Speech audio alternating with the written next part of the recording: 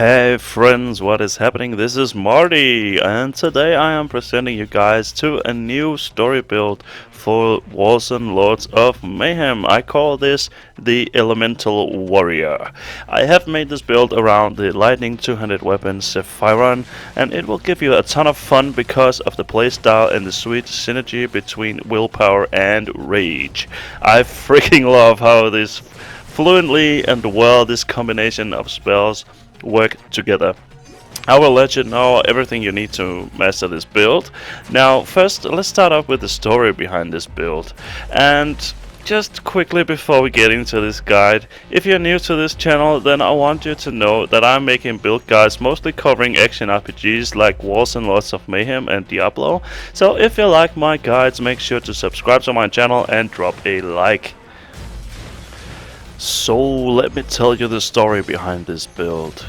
You're an elemental warrior, outcast from the Heimdall family after your father rejected you, and you are ready to take on the world with your lightning abilities.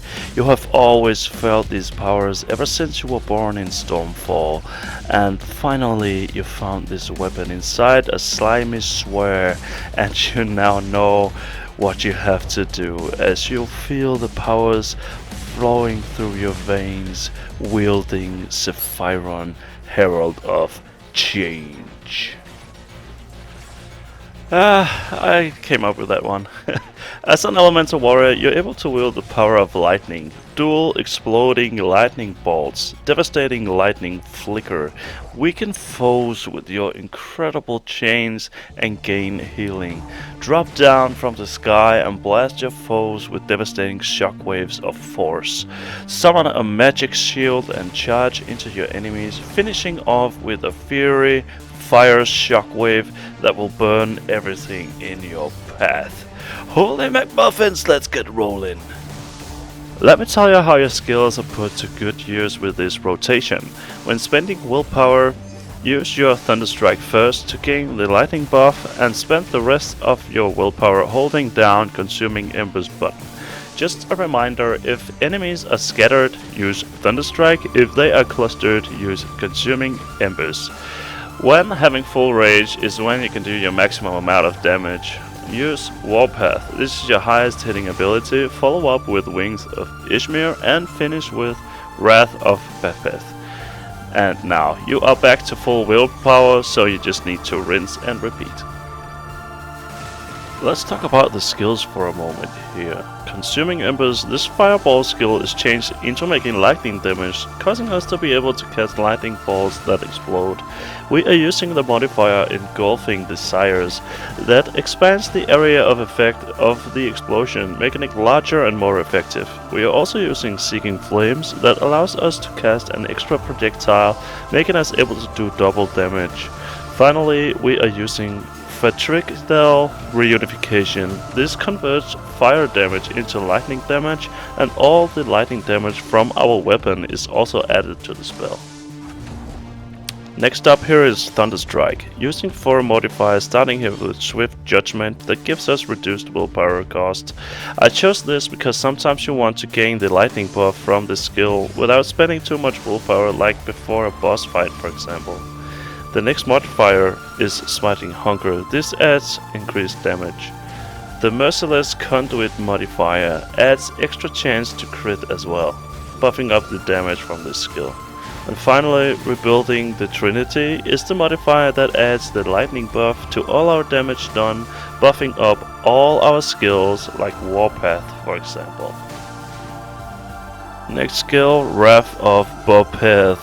The first modifier is Whirlwind of War, granting us an increased area of effect, making us able to hit enemies from farther away to gain the life leech from damage done by the same attack of this skill by the help of the modifier Draining Life Force.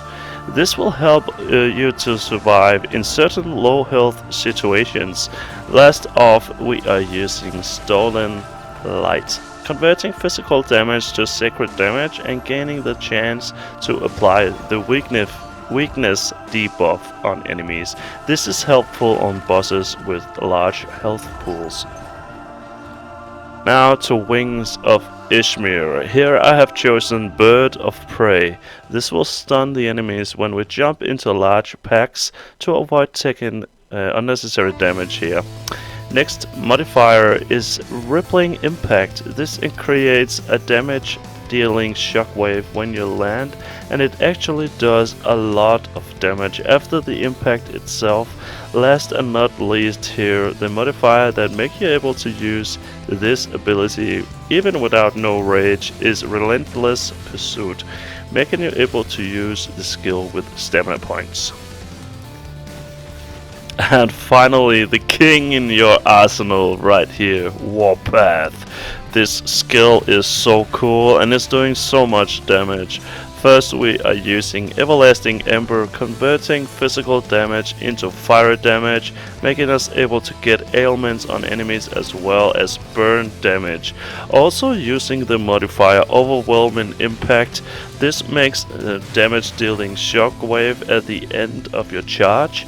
And this is now done as fire damage, guys, and it got a sick range as well. It's so fun, you have to try this. And last here we are using Burning Lifeblood. This leaves a trail on the ground as fire damage also. And it deals a ton of damage to your enemies. I have killed lots of bosses just with this modifier on this spell here. Let's talk a little bit about the major nodes from the passive skill tree. The three major nodes I have chosen is Come What May in the Rangers section. This makes us able to pierce all enemies within 6 yards with our lightning bolts, causing it to make this chain reaction and damage every mob in its way and exploding on every mob as well in its path. Now the second one is Immortal Offering, and this grants us a damage dealing buff to all our damage after we kill an enemy with ailments stacks on them, granting us a maximum of 5 stacks per ailment type. That is 25% added to our total damage if you are only using, for example, a burn ailment. And you can use multiple ailments to gain 25% for each damage type of ailment. So in total you could get like 125% or 100% at least if you're able to keep up the buffs. Now the third one is Residual Energy, adding 30% from our last spell used and putting this on top of all our damage, all our skills. It's not just attacks made by a weapon, but it's all your damage. Other important minor nodes are the ones that adds extra rage and willpower, because we are getting Manic Slaughter from our chest and helmet, so extra rage will buff up our damage. The rest here is crit nodes, and there is a picture here of the passive skill tree where you can see how I used all my points. As for the gear, you need a head item and a chest item with Manic Slaughter effects on them, and these can be obtained only from the Wrath of Zephyron dungeons from the victory screen. What Manic Slaughter does is that it makes you deal more damage the more rage that you have, so this will scale up your damage. The rings I'm using at the moment are Sandy's Stash rings. You would need to look for rings that give you crit damage, elemental damage, ferocity, and have a gem slot. I do love the Sandy's Stash rings though, because the movement speed increase is just so nice. If you are hunting rings from Wrath of Zephyron mode, get ones with residual energy effects on them. This grants extra damage after using spells. This applies for all accessory items, by the way, that you are using. And boots, I am using the Frayed Combat Cleats, adding loads of movement speeds. This is survival, remember that. And lots of agility, and an extra stamina points means an extra use of Wings of Ishmir. Belt is the O'Malley's belt again. The belt is an accessory, so get one with residual energy effects if possible, and loads of crit, attack damage, and ferocity. Shoulders, I am using Envy of War. This gives you extra damage. If you got 2 pieces, get them on. Or else get wherever that gives you the most damage, ferocity, and crit. Hands, We are using 2 legendaries that grant us the best stats, starting with ferocity, spellcasting speed and attack speed. Try to get as much damage as you can from gloves.